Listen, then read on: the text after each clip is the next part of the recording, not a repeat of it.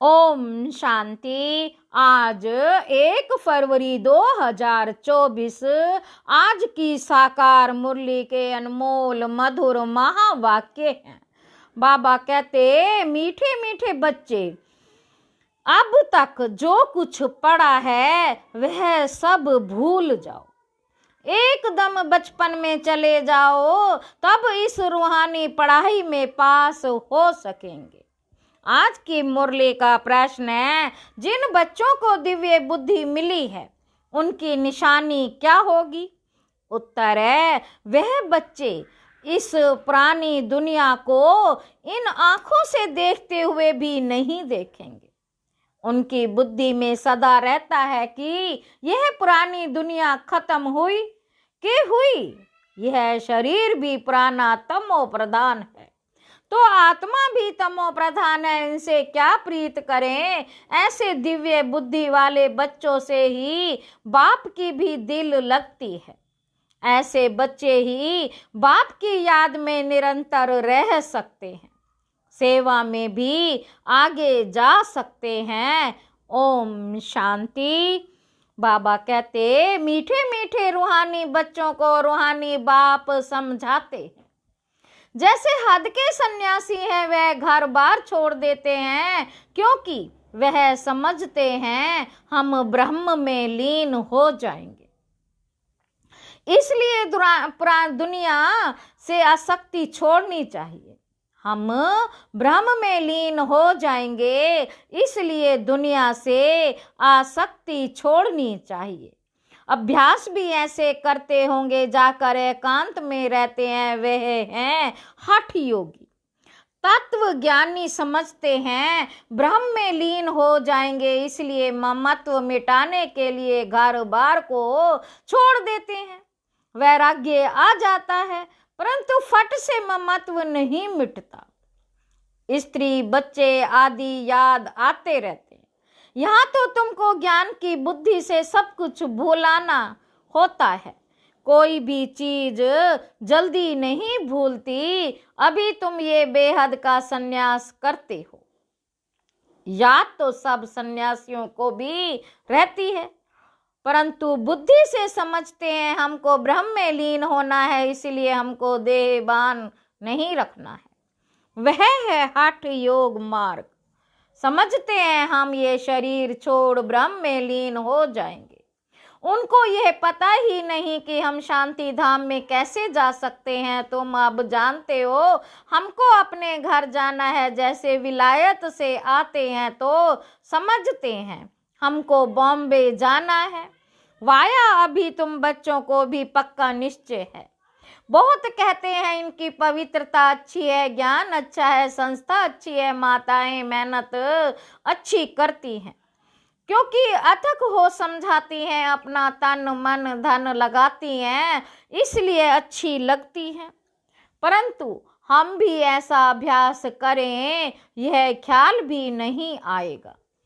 कोई विरला निकलता है, वह तो बाप भी कहते हैं कोटों में कोई, अर्थात जो तुम्हारे पास आते हैं उनमें से कोई निकलता है।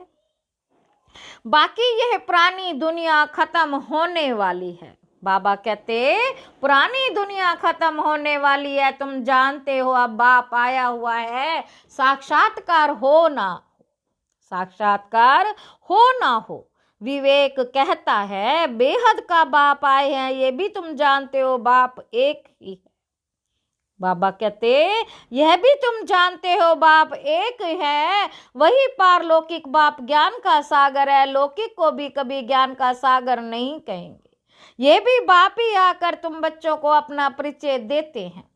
तुम जानते हो अब पुरानी दुनिया खत्म होने वाली है। हमने 84 जन्मों का चक्र पूरा किया। अभी हम पुरुषार्थ करते हैं वापस सुख धाम जाने का, वाया शांति धाम। शांति धाम तो जरूर जाना है, वहां से फिर यह वापस आना है। मनुष्य तो इन बातों में मूंझे हुए हैं।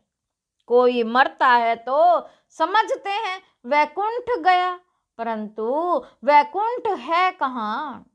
यह वैकुंठ का नाम तो भारतवासी ही जानते हैं और धर्म वाले नहीं जानते ही नहीं। सिर्फ नाम सुना है, चित्र देखे हैं, देवताओं के मंदिर आदि बहुत दिखे हैं। जैसे ये दिलवाड़ा मंदिर है, लाखों करोड़ों रुपए खर्च करके बनवाया है, लाखों करोड़ों खर्चा करके बनाया है, बनाते ही रहते हैं। देवी देवताओं को वैष्णव कहेंगे, वह विष्णु की वंशावली है। देवी देवताओं को वैष्णव ही कहेंगे, वह विष्णु की वंशावली है। वो तो है ही पवित्र। सतयुग को कहा जाता है पावन दुनिया। यह है पतित दुनिया। सतयुग के वैभवादि यहाँ होते ही नहीं। यहाँ तो अनाज आदि सब तमो प्रधान बन जाते हैं। स्वाद भी तमो प्रधान। बच्चियां ध्यान में जाती हैं, कहती हैं हम शुभी रस पीकर आई हैं, बहुत स्वाद था। यहाँ भी तुम्हारे हाथ का खाते हैं तो कहते हैं बहुत स्वाद है, क्योंकि तुम अच्छी रीति बनाती हो, सब दिल भर करके खाते हैं। ऐसे नहीं तुम योग में रहकर, ऐसे नहीं तुम योग में रहकर बनाते हो तब स्वादिष्ट होता है। नहीं, ये भी प्रैक्टिस होती है। कोई बहुत अच्छा भोजन बनाते हैं, वहां तो हर चीज सतो प्रधान होती है, इसलिए बहुत ताकत रहती है। तमो प्रधान होने से ताकत कम हो जाती है, फिर उनसे बीमारियां, दुख आदि भी होता रहता है। नाम ही है दुख धाम, सुख धाम में दुख की बात ही नहीं। हम इतने सुख में जाते हैं जिसको सुख का स्वर्ग, स्वर्ग का सुख कहा जाता है। सिर्फ तुमको पवित्र बनना है, सो भी इस जन्म के लिए पीछे का ख्याल मत करो, अभी तो तुम पवित्र बनो। बाबा कहते पहले तो विचार करो। कहते कौन है बेहद के बाप का परिचय देना पड़े, बेहद के बाप से सुख का वर्षा मिलता है। लौकिक बाप भी पारलौकिक बाप को याद करते हैं, बुद्धि ऊपर चली जाती है। तुम बच्चे जो निश्चय बुद्धि पक्के हो, तुम बच्चे, बाबा कहते तुम बच्चे जो निश्चय बुद्धि पक्के हो, उन्हों के अंदर रहेगा कि इस दुनिया में हम बाकी थोड़े दिन हैं। यह तो कोड़ी मिसल शरीर है, आत्मा भी कोड़ी मिसल बन पड़ी है, इसको वैराग्य कहा जाता है। अभी तुम बच्चे ड्रामा को जान चुके हो, भक्ति मार्ग का पाठ चलना ही है, सब भक्ति में है, नफरत की दरकार नहीं। सन्यासी खुद नफरत दिलाते हैं, घर में सब दुखी हो जाते हैं, वे खुद अपने को जाकर थोड़ा सुखी करते हैं। वापस मुक्ति में कोई जा नहीं सकते, जो भी कोई आए वापस कोई भी गया नहीं। सब यहाँ ही है, एक ही निर्वाण धाम, व ब्रह्मा में नहीं गया है। वे समझते हैं फलाना ब्रह्मा में लीन हो गया। ये सब भक्ति मार्ग के शास्त्रों में है। बाप कहते हैं इन शास्त्रों आदि में जो कुछ है सब भक्ति मार्ग है। तुम बच्चों को अभी ज्ञान मिल रहा है, इसलिए तुम्हें कुछ भी पढ़ने की दरकार ही नहीं है। परंतु कोई कोई ऐसे हैं जिनमें फिर नॉवेल्स आदि पढ़ने की आदत है। ज्ञान तो पूरा है नहीं, उन्हें कहा जाता है कुक्कड़ ज्ञानी। उन्हें क्या कहा जाता है? कुक्कड़ ज्ञानी। रात को नॉवेल पढ़कर नींद करते हैं तो उनकी गति क्या होगी? यहाँ तो बाप कहते हैं जो कुछ पढ़े हो सब भूल जाओ, इस रूहानी पढ़ाई में हम लग जाओ, इस प्राण रूहानी पढ़ाई में लग जाओ। यह तो भगवान पढ़ाते हैं जिससे तुम देवता बन जाएंगे 21 जन्मों के लिए। बाकी जो कुछ पढ़े हो सब कुछ भुलाना पड़े, एकदम बचपन में चले जाओ, अपने को आत्मा समझो। भले आंखों से देखते हो परंतु देखते भी नहीं। देखो तुम्हें दिव्य दृष्टि, दिव्य बुद्धि मिली है तो समझते हो ये सारी पुरानी दुनिया है, यह खत्म हो जानी है, ये सब कब्रिस्तानी है। उनसे क्या दिल लगाएंगे? अभी परिस्तानी बनना है। तुम अब कब्रिस्तानी और परिस्तानी के बीच में बैठे हो। परिस्तान अभी बन रहा है, अभी बैठे हैं पुरानी दुनिया में, परंतु बीच में बुद्धि का योग वहां चला गया है। तुम पुरुषार्थी नई दुनिया के लिए कर रहे हो, अभी बीच में बैठे हो पुरुषोत्तम बनने के लिए। इस पुरुषोत्तम संगम युग का भी किसी को पता ही नहीं है। पुरुषोत्तम मास, पुरुषोत्तम वर्ष का भी अर्थ नहीं समझते। पुरुषोत्तम संगम युग को टाइम बहुत थोड़ा मिला हुआ है। देरी से यौन अवृष्टि में आएंगे तो बहुत मेहनत करनी पड़ेगी। याद बहुत मुश्किल ठहरती है, माया विघ्न डालती रहती है। तो बाप समझाते हैं यह पुरानी दुनिया खत्म होने वाली है। बाप भले यहाँ बैठे हैं देखते हैं, परंतु बुद्धि में है ये सब खत्म होने वाला है, कुछ भी रहेगा नहीं, यह तो पुरानी दुनिया है। इनसे वैराग्य हो जाता है। शरीरधारी भी सब पुराने हैं, शरीर पुराना तमो प्रधान है, तो आत्मा भी तमो प्रधान है। ऐसी चीज को हम देख कर क्या करें? यह तो कुछ भी नहीं, रहना नहीं है। उनसे प्रीत नहीं। बच्चों में भी बाप की दिल उनसे लगती है जो बाप को अच्छी रीति याद करते हैं और सर्विस करते हैं। बाकी बच्चे तो सब हैं, कितने ढेर बच्चे हैं, सब तो कभी देखेंगे भी नहीं। प्रजापिता ब्रह्मा को तो जानते ही नहीं है। प्रजापिता ब्रह्मा का नाम तो सुना है, परंतु उनसे क्या मिलता है ये कुछ भी पता नहीं। ब्रह्मा का मंदिर है, दाढ़ी वाला दिखाया है, परंतु उनको कोई याद नहीं करता है, क्योंकि उनसे वर्षा मिलना नहीं, वह आत्माओं को वर्षा मिलता है। एक लौकिक बाप है, दूसरा पारलौकिक बाप से प्रजापिता ब्रह्मा को तो कोई जानते ही नहीं। यह है वंडरफुल। बाप आकर वर्षा ना दे तो अलौकिक ठहरा ना। वर्षा होता ही है हद का और बेहद का, बीच में वर्षा होता नहीं। भल प्रजापिता कहते हैं, परंतु वर्षा कुछ भी नहीं। इस अलौकिक बाप को ही वर्षा पारलौकिक से मिलता है। तो यह फिर देंगे कैसे? पारलौकिक बाप इनके थ्रू देता है। ये है रथ, इनको क्या याद करना है? इनको खुद भी उस बाप को याद करना पड़ता है। वह लोग समझते हैं ये ब्रह्मा को ही परमात्मा समझते हैं, परंतु हमको वर्षा इनसे नहीं मिलता है। वर्षा तो शिव बाबा से मिलता है, ये तो बीच में दलाल रूप है। यह भी हमारे जैसा स्टूडेंट है, डरने की कोई बात ही नहीं। बाप कहते हैं इस समय सारी दुनिया तमो प्रधान है, तुमको योग बल से सतो प्रधान बनना है। लौकिक बाप से हद का वर्षा मिलता है, तुमको सब बुद्धि लगानी है बेहद में। बाप कहते हैं सिवाय बाप से और किसी से भी कुछ मिलना नहीं। फिर भल देवताएं क्यों ना हो, इस समय तो सब तमो प्रधान है। लौकिक बाप से वर्षा तो मिलता ही है। बाकी इन लक्ष्मी नारायण से तुम क्या चाहते हो?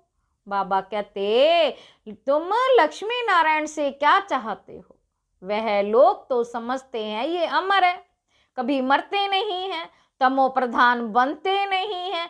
लेकिन तुम बच्चे जानते हो जो सतो प्रधान थे वही तमो प्रधान में आते हैं। श्री कृष्ण को लक्ष्मी नारायण से भी ऊंच समझते हैं, क्योंकि वे फिर भी शादी किए हुए हैं। श्री कृष्ण तो जन्म से पवित्र है, इसलिए श्री कृष्ण की बहुत महिमा है। झूला भी श्री कृष्ण को झुलाते हैं, जयंती भी श्री कृष्ण को मनाते हैं। लक्ष्मी नारायण की क्यों नहीं मनाते? ज्ञान ना होने के कारण श्री कृष्ण को द्वापर में ले गए। कहते हैं गीता ज्ञान द्वापर युग में दिया है, कितना कठिन है किसको समझाना। कह देते हैं ज्ञान तो परंपरा से चला आ रहा है, परंतु परंपरा भी कब से यह कोई नहीं जानते। पूजा कब से शुरू हुई ये भी नहीं जानते, इसलिए कह देते हैं रचता और सृष्टि के आदि मध्य अंत को नहीं जानते।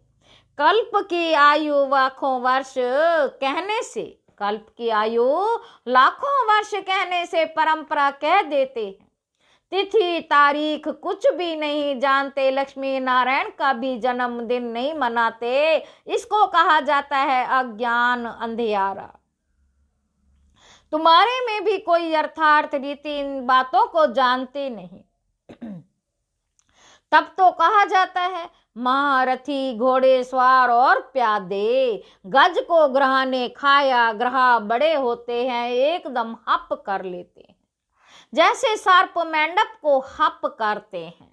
बाबा कहते भगवान को बागवान मालिक हवैया क्यों कहते हैं? ये भी तुम अभी समझते हो। बाप आकर विषय सागर से पार ले जाते हैं, तब तो कहते हैं नैया मेरी पार लगा दो। तुमको भी अभी पता पड़ा है कि हम कैसे पार जा रहे हैं। बाबा हमको खीर सागर में ले जाते हैं, वहां दुख दर्द की बात ही नहीं। तुम सुनकर औरों को भी कहते हो कि नैया को पार करने वाला खिवैया कहते हैं। है बच्चे, तुम सब अपने को आत्मा समझो। तुम पहले खीर सागर में थे, अब विषय सागर में आ पहुंचे हो। पहले तुम देवता थे, स्वर्ग है वंडर ऑफ वर्ल्ड। सारी दुनिया में रूहानी वंडर है। स्वर्ग नाम सुनकर ही खुशी होती है। हेवन में तुम रहते हो, यहाँ 7 वंडर्स दिखाते हैं। ताजमहल को भी वंडर कहते हैं, परंतु उसमें रहने का थोड़े ही है। तुम तो वंडर ऑफ वर्ल्ड का मालिक बनते हो। तुम्हारे रहने के लिए बाप ने कितना वंडरफुल वैकुंठ बनाया है। 21 जन्मों के लिए पद्मा पद्मपति बनते हो। पद्मा पद्मपति बनते हो। तुम बच्चों को कितनी खुशी होनी चाहिए, हम उस पार जा रहे हैं। अनेक बार तुम बच्चे स्वर्ग में गए होंगे। यह चक्र तुम लगाते ही रहते हो। पुरुषार्थ ऐसा करना चाहिए जो नई दुनिया में हमें पहले पहले आए हैं। जो नई दुनिया में हम पहले पहले आए। पुराने मकान में जाने की दिल थोड़ी ही होती है। बाबा जोर देते हैं पुरुषार्थ कर नई दुनिया में जाओ। बाबा हमें वंडर ऑफ वर्ल्ड का मालिक बनाते हैं, तो ऐसे बाप को हम क्यों नहीं याद करते। बहुत मेहनत करनी है, इसके देखते देखते नहीं देखो। बाप कहते भल मैं देखता हूं, परंतु मेरे में ज्ञान है। मैं थोड़े ही रोज का मुसाफिर हूं। वैसे तुम भी यहाँ पाठ बजाने आए हो, इसीलिए इससे ममत्व निकाल दो। अच्छा, मीठे मीठे सिक्की लदे बच्चों प्रति माता पिता बाप दादा का याद प्यार और गुड मॉर्निंग। रूहानी बाप की रूहानी बच्चों को नमस्ते। हम रूहानी बच्चों की रूहानी बाप दादा को याद प्यार और नमस्ते। बाबा नमस्ते। शुक्रिया बाबा शुक्रिया। धारणा के लिए मुख्य सार पहला पॉइंट है रूहानी पढ़ाई में सदा बिजी रहना। कभी भी नॉवेल्स आदि पढ़ने की गंदी आदत नहीं डालनी है। अब तक जो कुछ पढ़ा है उसे भूल बाप को याद करना है। दूसरा पॉइंट है इस पुरानी दुनिया में स्वयं को मेहमान समझकर रहना है। इससे प्रीत नहीं रखनी है, देखते भी नहीं देखना है। वरदान है हिम्मत और उमंग उत्साह के पंखों से। हिम्मत और उमंग उत्साह के पंखों से उड़ती कला में उड़ने वाले तीव्र पुरुषार्थी भव। उड़ती कला के 2 पंख हैं, हिम्मत और उमंग उत्साह। किसी भी कार्य में सफलता प्राप्त करने के लिए हिम्मत और उमंग उत्साह बहुत जरूरी है। जहां उमंग उत्साह नहीं होता वहां थकावट होती है, और थका हुआ कभी सफल नहीं होता। वर्तमान समय के अनुसार उड़ती कला के सिवाय मंजिल पर पहुंच नहीं सकते, क्योंकि पुरुषार्थ 1 जन्म का और प्राप्ति 21 जन्म के लिए ही नहीं, सारे कल्प की है।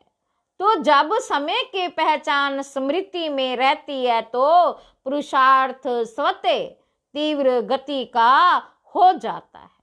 जब समय की पहचान स्मृति में रहती है तो पुरुषार्थ स्वतः तीव्र गति का हो जाता है। स्लोगन है सर्व की मनोकामनाएं पूर्ण करने वाले ही कामधेनु हैं। अच्छा, ओम शांति।